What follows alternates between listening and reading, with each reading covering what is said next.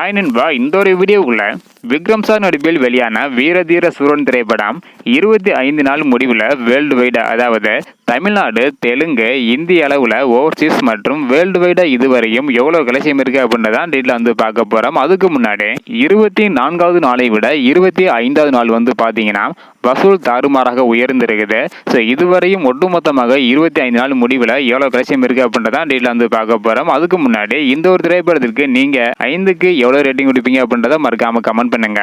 Okay அன்பா, வாங்க நினைக்கிற வீடியோக்குள்ள போகலாம்.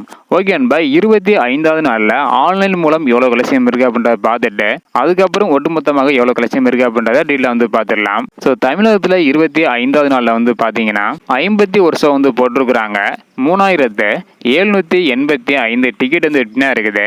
இதன் மூலம் 5,92,000 வரை தமிழகத்தில் மட்டும் கலெக்ஷன் இருக்குது.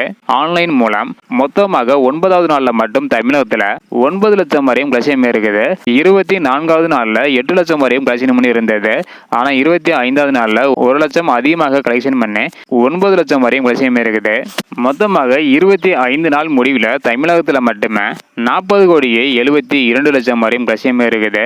அதே போல தெலுங்குல வந்து பார்த்தீங்கன்னா 1,76,00,000, ஓவர்சீஸில் 16 கோடியும், இந்திய அளவில் 49,11,00,000, மொத்தமாக உலகம் முழுவதும் 65,11,00,000 வரையும் 25வது நாளில் வீரதீர சூரன் திரைப்படம் கலெக்ஷன் இருக்குது. ஸோ அடுத்த நாள் எவ்வளோ கலெக்ஷன் பண்ணுது அப்படின்றத வெயிட் பண்ணி பார்க்கலாம். ஸோ இதுவரை வந்து பார்த்தீங்கன்னா தமிழகத்தில் மட்டுமே 40 கோடிக்கு மேலே கலெக்ஷன் இருக்குது.